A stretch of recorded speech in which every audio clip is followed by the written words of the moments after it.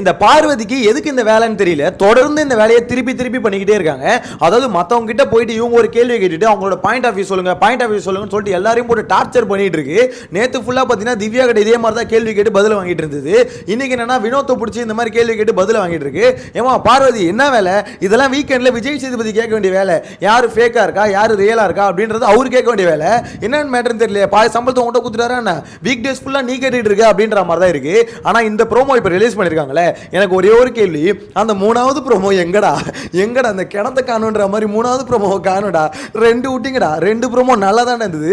சரி மூணாவது வரும்னு பார்த்தா இன்னும் வரல. இப்போ டைம் பார்த்தீங்கன்னா 6 ஆயிடுச்சு, இன்னும் வரல. எப்போ விடுவானுன்னு தெரியல, அது வரும்போது பார்க்கலாம். எனிவேஸ் இந்த ப்ரோமோவை பொறுத்த வரைக்கும் பார்வதி இந்த வேலையை தொடர்ந்து பண்றாங்க. அதுவே கொஞ்சம் இரிட்டேட்டிங்கா இருக்கு.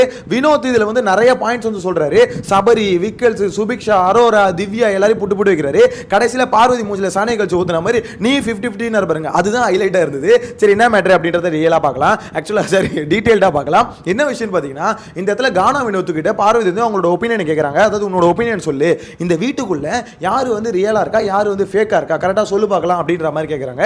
அதுக்கு வந்து பார்த்தீங்கன்னா கானா வினோத் லிஸ்ட் போடுறாரு.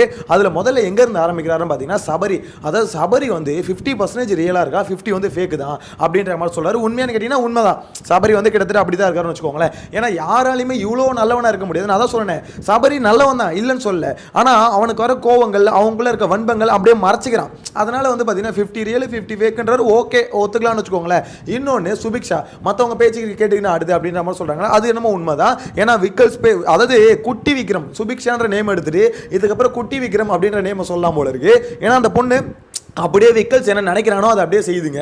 நேற்று கேமில் பார்த்தாலே அப்பட்டமாக தெரிஞ்சிருக்கும். அதாவது விக்கல்ஸ்க்காக ஒரு கேம் ஆடின மாதிரி தான் இருந்தது அந்த பொண்ணை பொறுத்த வரைக்கும். கடைசியில் வந்து விக்கல்ஸ் கிட்ட விக்கல்ஸ் மேலே ஒட்டுங்க அந்த கில்லர் காயினா அப்படின்ற மாதிரி கானா வினோத்துக்கிட்ட சொல்லிச்சே தவிர இந்த பொண்ணு போய் ட்ரையே பண்ணலையே. அங்கேயே தெரிஞ்சதுமா அவங்க பாச மலர்கள் ஆக்டிங் அப்படின்ற மாதிரி தான் இருந்தது. எனவே சுபிக்ஷா வந்து மற்றவங்க பேச்சு கேட்டு ஆடுதுன்றாரு. அது உண்மைதான். ஏன்னா அந்த பொண்ணு இண்டிவிஜுவலாக யோசிச்சா அதோட மாதிரி நின்று பேசலாம். அந்த பொண்ணுக்கு அந்த டேலண்ட் இருக்கு, இருந்தாலும் அந்த பொண்ணு பண்ண மாட்டுது. எனவே அது ஒரு பக்கம் இருக்கட்டும். இதுக்கு அடுத்து பார்த்தீங்கன்னா நெக்ஸ்ட் அரோரா கிட்ட வராரு. இந்த மாதிரி அரோராவும் பார்த்தீங்கன்னா 50% தான் அப்படின்ற மாதிரி சொல்றாரு. இதுக்கு நடுவில் விக்கல் விக்ரம் 50% அவன் வந்து பார்த்தீங்கன்னா டக்குன்னு அழுவுறது டக்குன்னு சிரிக்கிறது அந்த மாதிரிலாம் சொல்றாரு. அது 50ன்றாரு. எனக்கு அதில் மாற்றுக்கிறது வினோத், நான் ஒத்துக்க முடியாது. அது எப்படி 50 ஆகும்? அது வந்து பார்த்தீங்கன்னா 50 இல்லை 100%. அவன் 100% ஃபேக்காக தான் இருக்கான். அவன் ரியலாகவே இல்லை. ஆக்சுவலாக விக்கல்ஸை பொறுத்த வரைக்கும் ரியலாகவே இல்லை. ஏன்னா இப்போ சபரி வந்து பார்த்தீங்கன்னா ஒரு நேச்சர் வந்து ரியலாகவே கைண்டாக இருக்க நேச்சர் சபரிக்கு இருக்கு. அதனால 50% சபரி வந்து கைண்டான ஆள் தான். 50% பார்த்தீங்கன்னா அவனுக்கு இருக்க வன்மத்தை மறைச்சிக்கிறான் அப்படின்னு நம்ம சொல்லலாம். விக்கல்ஸை பொறுத்த வரைக்கும் ஃபுல் அண்ட் ஃபுல் பார்த்தீங்கன்னா அவருக்குள்ள அவ்வளோ ஒரு வெஞ்சன்ஸ், அவ்வளோ ஒரு கோவம், எல்லாம் அவர் வார்த்தைகள் அது வெளியே வருது. அவர் வார்த்தை வந்து இவங்க இந்த வீட்டுக்குள்ளே இருக்கவே கூடாது அப்படின்ற மாதிரி ஒவ்வொருத்தரையாக சொல்கிறதா இருக்கட்டும். அவர் வந்து பார்த்தீங்கன்னா அவர் யூஸ் பண்ணுற வேர்ட்ஸ் எல்லாம் பார்த்தீங்கன்னா ஒருத்தவங்கள அடியோட காலி பண்ணுறோம் அந்த மாதிரி வார்த்தைங்க. கெட்ட வார்த்தை இல்லை, அது எல்லாமே அதெல்லாம் கெட்ட வார்த்தை இல்லை. ஆனால் அது கேட்கும் போது ஆப்போசிட்டில் இருக்கவங்க டோட்டலாக உடஞ்சி நொறுங்கிடுவாங்க. அந்த மாதிரி தான் அயோக்கியத்தனம் எப்படி சொல்கிறது, அந்த வார்த்தைகளை ரொம்ப மோசமான வார்த்தைகள் அது எல்லாமே ஒருத்தர் யூஸ் பண்ணுறாருன்னா அந்த அளவுக்கு பார்த்தீங்கன்னா உள்ளுக்குள்ளே அவ்வளோ காண்டு இருக்குன்னு அர்த்தம். ஸோ அதை வந்து பார்த்தீங்கன்னா அது வந்து தொடர்ந்து உள்ளுக்குள்ளேயே வச்சு ஒரு சமயத்தில் காமிக்கும் போது நம்மளுக்கு வந்து விக்கல்ஸ் என்னடா இப்படி பண்ணுறான் அப்படின்ற மாதிரி யோசிக்க தோணுதே தவிர மற்றபடி அப்போ அவ்வளோ நாளாக அவர் மறைச்சு வச்சிருக்காரு அப்படின்ற மாதிரி தான் உண்மை. ஸோ அதனால விக்கல்ஸ் 50 போது எனக்கு அக்செப்ட் பண்ண முடியல. எனவே கானா வினோத்தோட கருத்துன்னு வச்சுக்கோங்களேன். ஸோ இதுக்கு அடுத்து திவ்யா கிட்ட வராரு. திவ்யா வந்து பார்த்தீங்கன்னா 30% வந்து ஃபேக் தான். அதாவது அந்த பொண்ணு வந்து பார்த்தீங்கன்னா இங்கே வந்து இது பண்ணுறது, அங்கே வந்து போட்டு கொடுக்குறது, இங்கே கூட்டு வந்து நிற்க வச்சு எனக்கு பதில் சொல்லுன்னு சொல்கிறது. ஸோ 30% ஃபேக் அப்படின்ற மாதிரி திவ்யாவை சொல்கிறாரு. ஸோ இதுக்கு அடுத்து பார்த்தீங்கன்னா அரோரா வந்து 50-50ன்றாரு. 50% ரியலாக இருக்குது, 50% ஃபேக்காக இருக்குது அப்படின்ற மாதிரி. நெக்ஸ்ட் பார்வதிக்கு அப்படியே சாணியை கரைச்சி மூஞ்சில ஊத்துன மாதிரி 50% பார்வதியும் 50-50 தான் மச்சான் அப்படின்னு நம்ம சொன்னார் பாருங்க. யோ இதுதான் ஹைலைட்டு, இதுதான் நீ முன்னாடி சொல்லியிருக்கணும் அப்படின்ற மாதிரி தான் இருக்கு. ஆனால் இதுலயும் எனக்கு மாற்று கருத்து இருக்குங்க. பார்வதி 50-50லாம் இல்லை, 100% ரியலாக இருக்காங்க. பார்வதி ஃபேக்கு அப்படின்ற மாதிரி சொல்லவே முடியாது. எப்படி வினோத் நீங்கள் ஃபேக்குன்னு சொல்லுவீங்க? இது வரைக்கும் பார்வதி பண்ணாத அழிச்சாட்டே இருக்கா, பண்ணாத கண்டென்ட் இருக்கா, இது அசிங்கப்படாத மொமெண்ட்ஸ் தான் இருக்கா? எல்லாத்துலேயும் எல்லா கண்ட்ராவையும் பண்ணிட்டு ஒரு பொண்ணு அங்கே உள்ள வந்து பார்த்தீங்கன்னா கெத்தா நான் தாண்டா கெத்து, நான் தாண்டா கேமர் அப்படின்ற மாதிரி வெளியே உருட்டுற மாதிரி உள்ளே அந்த பொண்ணு உருட்டிட்டு இருக்கு. ஸோ இதுலேருந்தே தெரிய வேணாம் அது ரியலாக தாங்க இருக்குது. அந்த பொண்ணு தான் சொல்லுது, ஏய் நான் நடிக்கலை, யார் வந்து கழுவி ஊற்றினாலும் இந்த பார்வதி உன் கேரக்டர் அஃபெக்ட் ஆகுது, ஸோ கேமுக்காக பண்ணுறேன்னு பண்ணாத அப்படின்ற மாதிரி அவங்க வந்து அட்வைஸாக சொல்லுவாங்க. இல்லை நான் கேமுக்காகலாம் பண்ணல, நான் ரியலாக இருக்கேன், எனக்கு என்ன தோணுதோ அதை நான் பண்ணுறேன் அப்படின்ற மாதிரி சொல்லுவாங்க. அப்போ உனக்கு இவ்வளோ கேவலமாக தான் தோணுது அப்படின்ற மாதிரி நம்மளுக்கே அங்கே புரிஞ்சிக்க முடியுது. இருந்தாலும் பார்வதி ஒத்துக்குது, ஆமாம் கேரக்டராக இருந்தாலும் நான் கேவலமான கேரக்டர் அப்படின்ற மாதிரி அவங்க சொல்கிறதுக்கான மீனிங் அதான். பார்வதி நீ பண்ணுறது உங்கள் கேரக்டர் அஃபெக்ட் பண்ணுறது ரொம்ப ஒரு மாதிரி மோசமாக இருக்குது அப்படின்னு சொன்னால் நான் ரியலாக தாங்க இருக்கேன், எனக்கு என்ன தோணுதோ அதை பண்ணுறாங்க, நான் நடிக்கலைங்க அப்படின்ற மாதிரி சொல்கிறாங்கன்னு போது அவங்க ரியலாக தாங்க இருக்காங்க. அவங்க ரியலாகவே இவ்வளோ ஒஸ்ட்டான ஒரு கேரக்டராக தான் இருக்காங்க. ஸோ அதனால் வந்து பார்த்தீங்கன்னா பார்வதி ஃபேக்குன்றதை கானா வினோத் நான் ஒத்துக்கவே மாட்டேன். அவங்க ரியலாக தான் இருக்காங்க. இந்த வீட்டை பொறுத்த வரைக்கும் எனக்கு தெரிஞ்சு அதிகமாக யாராக ரியலாக இருக்காங்க நான் ஒரு லிஸ்ட்டு போடுறேன். என்னை பொறுத்த வரைக்கும் பார்வதி நம்பர் 1, நம்பர் 2 கானா வினோத், நம்பர் 3 கமருதீன். ஏன்னா இவங்கலாம் பார்த்தீங்கன்னா அவங்களுக்கு என்ன தோணுதோ அதை பண்ணிடுறாங்க.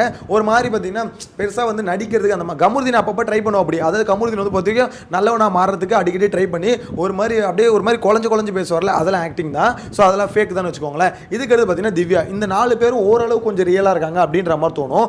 அதில் வந்து ரேஷியோ வைஸ் பார்க்கும்போது டாப்பில் வந்து பார்வதி இருப்பாங்க, செகண்ட் கானா வினோத், தேர்டு கமருதீன், 4வது திவ்யா, இப்படி தான் இருப்பாங்கன்னு வச்சுக்கோங்களேன்.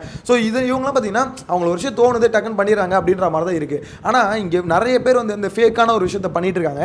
அதை தான் பார்வதி இந்த கொஸ்டினை வந்து கேட்குறாங்கன்னு வச்சுக்கோங்களேன். சரி ஓகே பார்வதி இதெல்லாம் பண்ணுற, சரி நீ எதுக்கு இதெல்லாம் பண்ணுற? நேற்று திவ்யா கிட்ட வந்து யார் டாப் 5ல இருப்பா?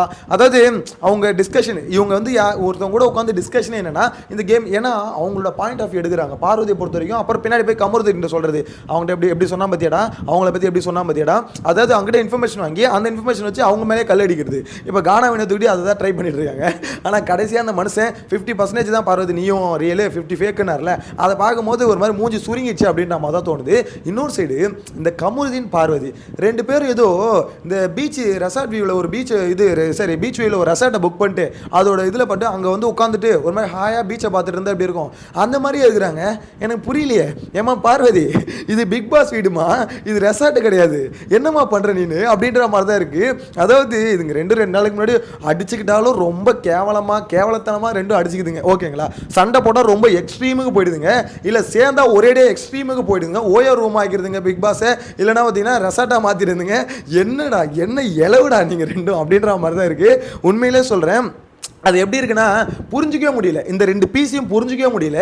என்னடா இது ஒன்றுமே புரிஞ்சுக்க ஒரு மிஸ்ட்ரியாக இருக்குங்க ரெண்டுமே. அதாவது ஏதாவது ஒன்று கொஞ்சம் ஒரு மாதிரி இருந்தால் பரவாயில்ல, ரெண்டுமே ஒரு மாதிரி தான் இருக்குது. ஆனால் இப்போ இந்த டாஸ்க், அந்த குவிஸ் டாஸ்க் நடந்ததில்ல, அதில் பார்க்கும்போது தான் தெரியுது ரெண்டுமே மக்கு தான் அப்படின்ற மாதிரி. ஆனால் அரோரா ரொம்ப ஆக்சுவலாக நான் பார்த்த வரைக்கும் ரொம்ப அதில் இந்த லைவில் பார்த்த வரைக்கும் சொல்கிறேன், அரோரா கொஞ்சம் இன்டெலிஜென்ட்டாக இருக்குது. நெக்ஸ்ட் வந்து சபரி இருக்கா அப்படி. ஸோ இவங்கெல்லாம் பார்த்தீங்கன்னா ஓரளவுக்கு அந்த நாலேஜில் ஜென்ரல் நாலேஜில் ஓரளவுக்கு இன்டெலிஜென்ட்டாக இருக்காங்க. மற்றபடி பார்த்தீங்கன்னா சில எல்லாருமே பேக் அஸ்ட்டாங்க அப்படின்ற மாதிரி தான் சொல்லணும். ஸோ இந்த இடத்துல அந்த கடைசியில் வந்து பார்த்தீங்கன்னா பார்வதி கமருதீன் கானா வினோத். ஸோ அப்போ தான் அந்த ஃபன் மொமெண்ட்ஸ் எல்லாமே நடக்குது. எனக்கு என்னன்னா கமருதீன் ஒத்துக்கிட்டான், எனக்கு ஒன்றும் இல்லை நான் அவளை தாண்டா அப்படின்ற மாதிரி. ஆனால் உண்மையிலே கமருதீன் வந்து மக்கு தாங்க. அது வந்து நம்ம தப்பாக சொல்லக்கூடாது. அவன் வந்து பார்த்தீங்கன்னா மக்ருதீன் தான். அதனால தான் அவன் இவ்வளோ நாள் வெளியே வந்து அவனை மக்ருதீன் எல்லாம் சொல்லும்போது நான் கூட ஸ்டார்டிங்கில் இந்த நேம்லாம் வச்சு சொல்ல மாட்டேன். ஏன்னா சரி என்ன இருந்தாலும் அப்படி சொல்லக்கூடாது, அவனுக்குன்னு ஒரு மூளை இருக்கும்ல அப்படின்ற மாதிரி நினச்சிட்டு இருந்தேன். ஆனால் இன்னைக்கு தான் தெரிஞ்சது அவனே அதை அக்செப்ட் பண்ணிக்கிறான். ஏன் பிக் பாஸ் ஃபிசிக்கல் டாஸ்க் வைங்கன்னு நான் தான் சொன்னேன்ல, ஏன் பிக் பாஸ் இந்த மாதிரிலாம் டாஸ்க் வைக்கிறீங்க? ஆமாம் ஃபிசிக்கல் டாஸ்க் வச்சு நான் அப்படியே கிழிச்சு கவர் நட்டார் அவர். இதுக்கு ஃபிசிக்கல் டாஸ்க் கேட்குறாரு. ஆனால் அவன் கேட்குறது உண்மைதாங்க. ஏன்னா இந்த சீசன் ஃபுல்லாக ஃபிசிக்கல் டாஸ்க்கே நீங்கள் வைக்கல. இந்த டிக்கெட் டு ஃபினாலில் 1-2 டாஸ்க் வச்சிங்க, அதையும் ஒன்றுங்க எப்படி சொல்லுது அமிக்கி போராண்டு ஒரு மாதிரி நாசம் ஆகிட்டானுங்க. ஒரு ஃபிசிக்கல் டாஸ்க்கும் இவங்க வந்து சிறப்பாக வைக்கல, வச்ச டாஸ்க்கையும் இவங்க காலி பண்ணிட்டாங்க. எனக்கு தெரிஞ்சு இதனால தான் உங்களுக்கு ஃபிசிக்கல் டாஸ்க்கே வைக்கல என்னன்னு தெரியல. இவங்களை பொறுத்த வரைக்கும் டிக்கெட் டு ஃபினாலில் எப்படி தெரியுமா வச்சிருக்கணும், இந்த ராஜ்யம் டாஸ்க்கு, ராஜாங்கம் டாஸ்க்கு, வாட்டர் மிலன் சாம்ராஜ்யம், கானா வினோத் சாம்ராஜ்யம், எது ஜெயிக்குதோ அவங்க தானே டிக்கெட் டு ஃபினாலே வின்னர் அப்படின்ற மாதிரி வச்சிருந்தா தான் நல்லா இருந்திருக்கும் போல. எனிவேஸ் ஒரு வழியாக பார்த்தீங்கன்னா என்ன பொறுத்த வரைக்கும் இந்த பார்வதி கமருதீன் இவங்களோட காம்போ வந்து பார்த்தீங்கன்னா பிரேக் ஆக போகுது அப்படின்ற மாதிரி தான் சொல்ல தோணுது. என்ன ப்ரோ அப்படின்னு நம்ம சொல்றீங்க, ஆமாம் வெளியே எதிர்ப்புகள் ரொம்ப அதிகமாகுது, ரெட் கார்டு கொடுத்தே ஆகணும், 2த்துல 1 கொடுத்தே ஆகணும் அப்படின்ற மாதிரி குரல் கொடுத்துட்டு இருக்காங்க. பார்க்கலாம் அதுக்கு ஒரு எண்டு வருதா என்னன்னு. ஆனால் இந்த ஒரு விஷயத்த சொல்லி ஆகணும், எங்கடா 3வது ப்ரோமோ கொஞ்சம் தயவு செஞ்சு 3வது ப்ரோமோ விடுங்கடா. 2 ப்ரோமோவில் ஒரு மாதிரி ஹைப் ஏற்றி விட்டீங்க. 3வது ப்ரோமோ என்ன நடக்கும் அது ஓகே, இதுதான் நடக்க போகுதுன்னு எண்டு நம்மளுக்கு தெரிஞ்சிச்சு. இருந்தாலும் அந்த சண்டை எப்படி போயிட்டு இருக்கு, என்ன ஆக போகுது ஒரு அளவும் தெரியல. விட்டு தொலைங்க, விட்டா நான் அடுத்த வீடியோவில் வரேன். பை நெக்ஸ்ட் வீடியோவில் மீட் பண்ணலாம்.